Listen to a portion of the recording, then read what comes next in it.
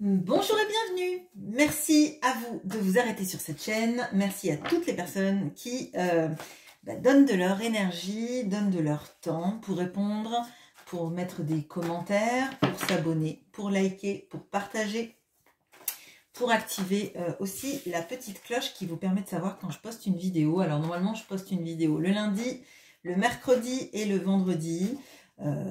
Oui, d'une manière générale, c'est comme ça que je procède. Voilà, alors aujourd'hui ce sera un tirage sentimental. On va utiliser le tarot Sobilo et l'oracle d'Isawat pour avoir une petite photographie de ce qui se passe dans la vie de votre autre en ce moment, la manière dont il vous voit. J'utilise le pronom il, bien évidemment je vous demande d'adapter si votre autre est une femme. Ses sentiments pour vous et les actions qu'il a l'intention de mener vis-à-vis de vous. Allez, on y va tout de suite. Comment est-ce que cette personne vous voit? Quels sont ses sentiments?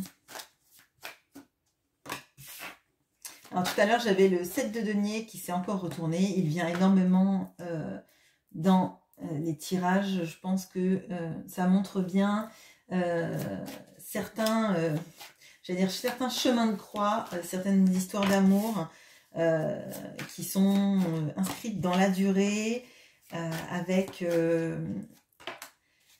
une grande patience qui vous est demandée par rapport à ce lien amoureux.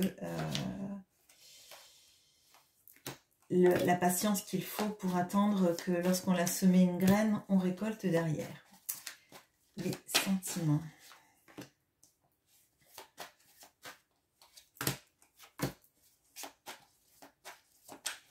Ça peut être aussi une question de foi dans la relation. Le temps et la patience, c'est pas forcément que le fait d'attendre quelque chose qui ne bouge pas ou quelque chose qui va arriver. C'est aussi la foi dans le fait que les choses se décantent. Allez, on regarde tout de suite comment cette personne vous voit. On a le 2 de bâton et l'harmonie. On a la reine de denier et le tambour. On a le pendu et le volcan. Alors, il y a quelque chose de très, alors j'allais dire de très ambivalent. Je ne sais pas si ambivalent c'est vraiment le mot. Moi, ce que je ressens là, c'est que cette personne vous voit dans des sortes de contrastes. Il pense que vous êtes quelqu'un avec du relief, quelqu'un, pardon, excusez-moi, j'ai la voix qui s'éteint, quelqu'un de contrasté. Alors, c'est un contraste qui donne du relief, qui donne de l'intérêt, hein. C'est pas pour vous dire que vous êtes cyclotimique, bipolaire, etc. C'est pas ça du tout. Cette personne, elle voit qu'en fait, il y a des difficultés de communication visiblement entre vous, mais que vous essayez toujours. Et alors là, encore plus, vous voyez, donc ça c'est le 2 de bâton. Le 2 de bâton, ça montre en fait qu'on n'est pas encore prêt à se lancer sur le chemin, on n'est pas prêt à partir. Et potentiellement, ça révèle souvent des couacs de communication parce que tant qu'on n'a pas formalisé dans sa tête où on a envie d'aller, donc de passer au 3 de bâton, de transformer cet as de bâton qui serait l'envie, l'impulsion, le feu du départ, hein, enfin le feu du départ dans un projet, dans une vie, dans une passion, on est dans une sorte d'entre-deux où on ne sait pas trop comment communiquer ses envies parce que les envies, elles sont à l'état de rêve, de projet, mais elles ne sont pas encore mises en place dans la matière, donc pour en parler, c'est compliqué. Et donc là, j'ai cette image-là qui apparaît, alors je ne sais pas si vous voyez bien, là, donc ce personnage qui a le 2 de bâton, elle a, d'ailleurs elle ressemble plus au magicien qu'au 2 de bâton, bref, elle a une baguette, elle a l'atamé là, l'atamé n'est pas une baguette, c'est une dague, hein, une dague rituelle, quand ça se passe comme ça, on dirait qu'elle est le chef d'orchestre. Alors, moi, là, ce que je ressens, c'est que vous êtes, pour cette personne, le chef d'orchestre d'une communication qui serait réussie, d'une communication qui est en harmonie, D'ailleurs, dans l'harmonie, là, on a le yin et le yang, qui sont en fait les deux pans de ce qu'on peut être, en fait, notre face sombre, notre face claire, et c'est pas manichéen, c'est-à-dire que la face sombre des choses a de la lumière et n'existe que grâce à la lumière, et la phase claire n'existe que parce qu'il y a de l'ombre, et il y a de l'ombre aussi en elle-même. Et donc là, pour moi, il y a, excusez-moi, je me suis emballée, pour moi, là, cette personne en face sait que vous êtes le chef d'orchestre d'une communication réussie, mais que pour l'instant, c'est à l'état d'ajustement et c'est compliqué. C'est compliqué de parler tous les deux parce que c'est comme si vous étiez, et je le dis des fois, à tempo. Chacun évolue sur un tempo différent de musique. Donc, par exemple, vous êtes sur les temps de la musique et la personne est à contre-temps. Et ça m'appuie aussi sur la carte là qui va venir après, pardon, c'est le tango. Et pour que le tango soit bien, quand l'un avance, l'autre recule. Et il y a toute cette variable d'ajustement des personnes qui sont en synergie et qui savent que avancer ensemble, ça permet de reculer ensemble aussi. L'un et l'autre sont en synergie et avancent ensemble. Pour moi, là, il y a quelque chose vraiment de ce que votre autre voit et de la capacité que vous avez tous les deux à mener. Et j'ai l'impression que c'est vous qui menez votre duo. Alors peut-être que c'est vous qui mettez plus d'énergie là-dedans, parce qu'en plus on a la reine de denier, et la reine de denier, c'est la personne qui prend soin des autres, qui est là pour les autres. Elle est aimée généralement des enfants, des animaux, ça peut être quelqu'un qui fait un foyer heureux, vous voyez, quelqu'un qui sait rendre heureux les gens autour d'elle, la reine de denier. Mais moi, j'ai l'impression qu'il y a ce pouvoir en vous de mener la danse, de mener l'orchestre, de mener le chemin de cet amour, en tout cas. Ce qui me fait penser que votre autre serait plutôt en recul, à suivre vous, ce que vous faites, les mouvements, mais sans s'impliquer dans la danse, vous voyez. C'est comme si vous meniez le tango, mais que l'autre se laissait faire parce qu'il ne savait pas trop les pas, parce que il est maladroit, parce qu'il va vous marcher sur les pieds, etc. Bon, ce qui n'est pas forcément vrai, mais ce qui va refléter le fait qu'en fait, il a l'impression que vous êtes l'initiateur, l'initiatrice du dialogue, l'initiateur, l'initiatrice du chemin amoureux et de tout ce qui se passe amoureusement parlant. Donc là, on aurait plutôt quelqu'un qui serait assez passif, je dirais, sans jugement de valeur aucun, mais quelqu'un qui vous laisse, vous, faire les trois quarts de la mise en place de l'harmonie, clairement. Et peut-être qu'il met des petites dièses et des petits bémols, lui. Ok, bon. Encore faut-il que ça aille bien avec les notes que vous avez décidé de mettre sur la partition. Alors, ça parlera peut-être encore plus aux personnes qui sont musiciennes, mais bon, bref. Votre autre vous voit comme le pendu et le volcan. Alors, le pendu, c'est plutôt la personne qui ne bouge pas et qui sait qu'à un moment donné, c'est en prenant un autre angle de vue, en l'occurrence ce poirier de yoga, qui a peut-être un autre nom dans le yoga, mais je ne fais pas de yoga, qui lui permet d'avoir une autre vision des choses. Effectivement, la tête en bas, on ne voit pas la même chose que la tête en haut. Ça nous permet aussi de changer nos perspectives. Il y a le volcan, et alors pour moi, là, c'est comme si votre autre, vous voyez, plutôt inactive, en se disant qu'à un moment donné, tout ça, ça va exploser. De toute façon, votre autre a vu tout le feu que vous aviez en vous, hein, toute la passion, l'énergie. Il y a quelque chose quand même de très dans le désir et l'attirance, hein, ça c'est indéniable. Mais j'ai l'impression qu'en fait, vous êtes un volcan semi-endormi, parce qu'il y a quand même, c'est pas les volcans d'Auvergne, hein, on n'est pas au Pariou là, mais c'est vraiment le volcan endormi, mais qui commence à se réveiller. Parce qu'en fait, vous êtes un volcan gris ou un volcan rouge. Si c'est un volcan gris, il a intérêt à être loin quand vous allez exploser. Moi, l'impression que j'ai là, c'est que vous essayez de tout mener dans la relation, dans les tentatives de dialogue, dans l'envie de guider les choses, etc.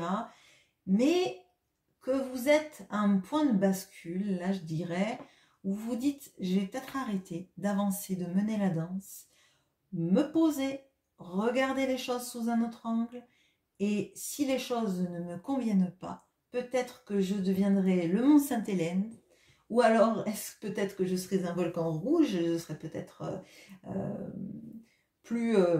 moins dangereux, on va dire, hein, pour les personnes qui seraient surprises par l'éruption. Mais là, il y a quelque chose, j'ai l'impression qu'il sait qu'en vous se trament des risques d'explosion. Des risques d'explosion, peut-être parce que vous trouvez effectivement qu'il ne fait pas grand-chose dans cette relation et que vous en avez trop fait. Là, je pense que vous avez mené trop la danse alors que vous avez envie parfois qu'il soit le cavalier de ce tango et que vous soyez sa partenaire en robe à paillettes pour danser. Alors, là, les hommes qui suivent cette chaîne seront ravis d'être en robe à paillettes, ça vous ira peut-être très bien. Allez, les sentiments maintenant. On a le hiérophante et la tribu. On a le 5 de bâton et la chrysalide. On a le mat et la corrida. On a quand même deux arcanes majeurs là-dessus. Qui sont pas des... Alors, ce sont des cartes d'avancée intellectuelle, spirituelle, d'avancer sur son chemin. Mais on voit qu'il y a quelque chose qui freine, quelque chose qui retient en arrière, là. Alors, déjà, on a la carte de la tribu sur le 5 sur le hiérophante. Le hiérophante, c'est le pape du tarot de Marseille dans le Rider-Waite. En l'occurrence, c'est une herboriste qui donne des conseils parce qu'elle a le savoir, elle a la connaissance et elle en fait profiter les gens autour d'elle. En l'occurrence, avec la tribu, alors, on peut avoir des notions d'une personne qui serait plutôt chef spirituel, qui pourrait dispenser son savoir, mais tout simplement, on peut le voir aussi comme un chef de famille, quelqu'un qui s'est engagé à protéger sa famille, à être là pour sa famille, enfants, parents, etc., etc., et qui prend ce rôle dans sa vie très à cœur. Hein. C'est le rôle de sa vie, je dirais, et c'est sa problématique principale. C'est ce qui prend pour moi tout son temps, toute son énergie, toutes ses ressources, je dirais. Et à mon sens, là, vous passez, après on va le voir pourquoi. Là, donc il y a un focus énorme qui est fait sur la vie de famille. Alors, comme je vous l'ai dit, enfants, parents, frères et sœurs, ça peut être aussi des gens auxquels il vient en aide, ou qu'elle vient en aide, hein, je vous demande d'adapter. Mais il y a un vrai engagement vis-à-vis des autres. Et ce serait presque comme un sacerdoce. Hein. C'est pas vécu comme le grand bonheur de sa vie, c'est vécu presque comme une mission de vie, d'être un guide. Vous voyez, d'être un guide, d'être un soutien, d'être un pilier, je dirais. D'être même de façon totémique le centre d'une tribu. Hein. Bon. On a le 5 de bâton et la chrysalide. Alors, là, j'ai l'impression qu'il y a quand même eu des malentendus, des incompréhensions et peut-être je dirais peut-être même des quiproquos entre vous. Hein. Et il aimerait le changer. Il aimerait le changer. Je pense que c'est ça qui influence les problèmes de dialogue entre vous. À mon sens, là, les dialogues se passent pas super bien parce que trop de quiproquos, trop de... vous savez, quand parfois on parle avec quelqu'un, on a des gens qui s'attachent à la forme, au mot juste, au mot calibré, à la lettre près, on ne doit utiliser qu'un mot. Si on utilise le synonyme, on perd l'essence et les gens s'attachent que à ça et pas en fait à ce qu'on a voulu dire et ça braque. Et moi j'ai l'impression que cette personne, elle a pu être maladroite, vous dire certains mots et que vous n'avez pas forcément interprété de la bonne façon, ou vice-versa d'ailleurs, mais c'est comme si le dialogue, en tout cas sous forme écrite, j'ai l'impression, avait mis des bâtons dans les roues de votre relation. Quand vous êtes face à face, à vous parler, je pense qu'il y a beaucoup de choses, pour ceux qui le vivent en tout cas, il y a beaucoup de choses qui sont plus faciles. Parce qu'on se regarde, parce qu'on se sourit, parce que les mots n'ont pas la même portée, et que quand on dit les mots, on voit l'attitude de l'autre. On voit si on lui a fait du mal, on voit si on a été blessant, on voit si l'autre sourit, si ses yeux pétillent, et c'est plus facile de se jauger quand on est l'un face à l'autre, à se regarder dans les yeux, que quand on s'écrit, qu'on veut dire je t'aime à quelqu'un, mais qu'on le dit avec des tournures alambiquées qui fait que l'autre n'a rien compris, non pas parce qu'il est bête, mais parce que c'est pas dans sa grille de lecture, on va dire. Et ça amène des complications dans la relation. Là, on voit avec la chrysalide, il a envie de changer ça. Il a envie de pouvoir faire en sorte que les mots qui soient pas les bons soient transformés en un message positif dans le papillon qui va voler, qui va être beau, être porteur d'espoir, qui va virevolter dans vos cœurs, hein, comme on dit, on a des papillons dans le ventre, c'est quand on est amoureux, et c'est un peu ça, les mots, en fait, ils font du bien quand on les dit, et on arrête de dire des mots qui sont dans le conflit, qui sont blessants malgré soi, qui sont désagréables, etc. Bon. Et on voit quelqu'un qui aimerait partir sur le chemin vis-à-vis de vous, avoir un renouveau vis-à-vis de vous, mais on a la corrida. Et la corrida, on voit ce pauvre taureau là avec les banderilles qui sont plantées en lui, et on sent cette souffrance. La souffrance de partir sur le chemin, de tenter quelque chose de nouveau, de tenter le renouveau avec vous. J'ai l'impression que ça lui coûte, il ne sait pas par quel chemin aller, il ne sait pas comment s'y prendre. On a quelqu'un qui vous a tellement laissé mener la danse que maintenant qu'il faudrait qu'il la reprenne en main, ne sait pas comment faire, et surtout ne sait pas comment le faire en négligeant pour lui son pilier, là, sa sensation d'être le pilier d'une vie. C'est compliqué là, c'est très compliqué parce que on sent, on n'a pas utilisé les bons mots, on a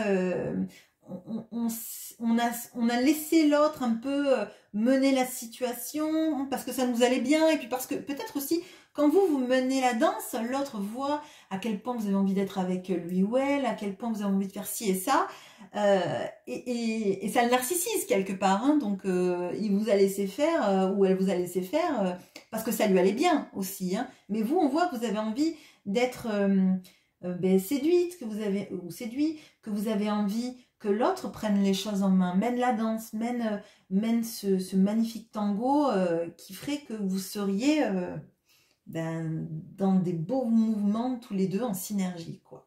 Et que ce soit lui l'initiateur de cela. Les actions maintenant.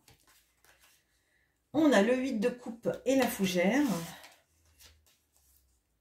On a le 7 de bâton et les racines. Et on a les amoureux et les larmes. Ok. Bon, alors, là, on a un 8 de coupe avec la fougère. On sait que c'est quelqu'un là qui sait qu'il devrait quitter une situation, qui devrait arrêter avec sa manière de faire les choses. On le voit de toute façon là dans les sentiments, il sait qu'il doit faire les choses, mais il se dit qu'il a le temps. Avec la fougère, j'ai des fois cette notion de l'adaptation, mais là, j'ai vraiment cette sensation de on est là depuis l'époque des dinosaures et on est toujours là. Donc en fait, les choses, elles seront toujours là. Moi, l'impression que j'ai là, c'est qu'il sent que vous êtes prête à exploser, que vous en avez potentiellement marre, qu'il doit reprendre les rênes, mais il se dit qu'il a encore le temps, en fait. Parce que vous êtes là depuis longtemps, il a encore le temps. Il a toujours son temps. Et on dirait que on a quelqu'un là qui vit avec une horloge déréglée, avec même un calendrier, vous savez, pas les calendriers, comment ça s'appelle ça, voilà, quelqu'un qui vit avec un calendrier perpétuel. C'est-à-dire qu'en fait, pour lui, le 25 mars, je ne sais pas pourquoi je vous dis 25 mars, mais peu importe, le 25 mars, par exemple, ce ne sera pas un lundi. pour lui, le 25 mars, ça sera un 25 mars. Mais en 2024, en 2028, en 2032, ça sera toujours le 24, les 25 mars, etc. Vous voyez, c'est quelqu'un qui ne voit pas d'urgence à bouger les choses, à bouger dans sa vie, parce que pour lui, vous êtes toujours là. Bon. Désolée, le message ne doit pas être agréable, mais de toute façon, si vous ressentez dans ce tirage, vous ressentez ça aussi, cette énergie-là, de toute façon, vous êtes là. Peut-être que c'est quelqu'un qui vous sent quand même aussi un peu acquise. Bon. On a le 7 de bâton et les racines. Alors, on a quelqu'un qui sait qu'il devrait se mettre, alors je dirais, en barrière entre les autres et vous, entre sa vie et vous, entre les choses qu'il doit prioriser et vous. Qu'il a toujours priorisé plutôt, pardon, et vous.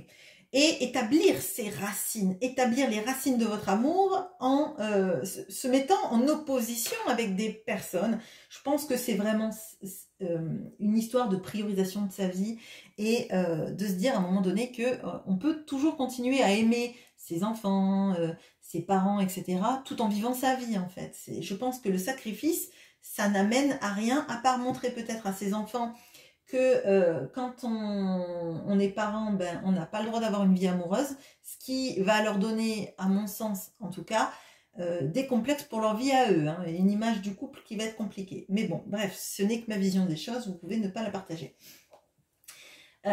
Donc là, on sent ça. En fait, il est conscient de beaucoup de choses. Il est conscient de beaucoup de choses, mais il n'y a pas vraiment d'action, il n'y a pas vraiment de mouvement. Et là, on a les amoureux et on a les larmes. Dans cette carte du Sobilo, les amoureux, ce sont des personnes qui, pour installer leur amour, choisissent un lieu pour vivre.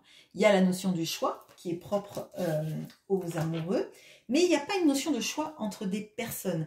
Il y a la notion de choisir un lieu où on s'ancre, où on vit, où on va établir son amour. Donc là, on peut avoir quelqu'un qui devrait déménager pour se rapprocher de vous, ou déménager avec vous, ou avoir cette impression de tourner une page dans sa vie et de vous prioriser, vous, en tant que couple, plutôt que son lieu de vie actuel, surtout s'il vit avec une famille, par exemple. Une famille, voilà. Mais on a la carte des larmes qui, comme la carte de la corrida, est une souffrance. Il sait que ça va lui faire du mal, que ça va faire du mal à lui et à ses proches, dont il devrait s'affranchir, hein, pour venir jusqu'à vous. Alors, je vais éclairer un peu là, parce que on a des intentions qui ne sont pas des intentions, on a des conscientisations, mais on n'a pas d'intention. Alors, je vais demander, est-ce que cette personne va sortir un peu de ses constats sans action, pour venir jusqu'à vous. On a le magicien, donc on a de l'action, voyons. Je trouve Laura Guérazawad va nous dire l'autre chose. Oui. Alors, là, on a quelqu'un, et c'est compliqué avec ce tirage, hein, je vous avoue que là, on a quelqu'un qui fait quand même pas beaucoup d'actions. Alors, il a plein de raisons de ne pas faire d'action, on a des peurs, etc. C'est pas pour le juger. Hein. Mais je pense que vous êtes vraiment à la limite d'exploser, et je pense que là, du coup, je vous sens plus en volcan gris à lui balancer des boulets, mais les gros rochers là, avec les nuages de gaz et les nuées ardentes. Bon, je pense que c'est un peu ça.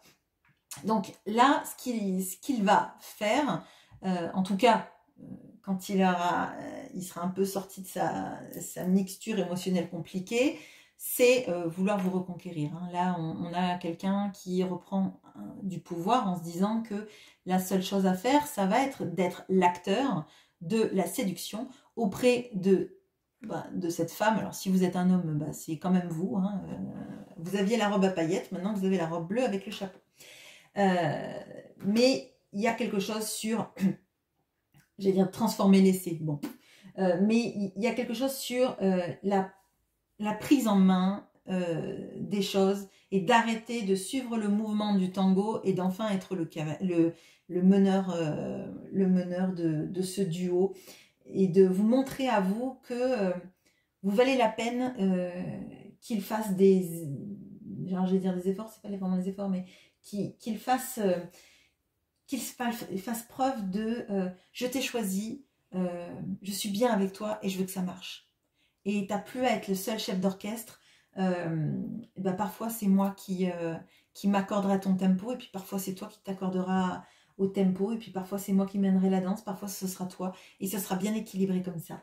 Mais voilà, on a quelqu'un qui va faire en sorte, après une grosse période, hein, je ne vous le cache pas, de faire des actions, poser des actions pour vous séduire. Alors peut-être qu'il va sortir les rames et qu'il est champion de l'aviron. Je lui souhaite je lui souhaite de pouvoir le faire avant que le volcan ne s'éveille. Voilà, je vous souhaite une très bonne journée. À bientôt.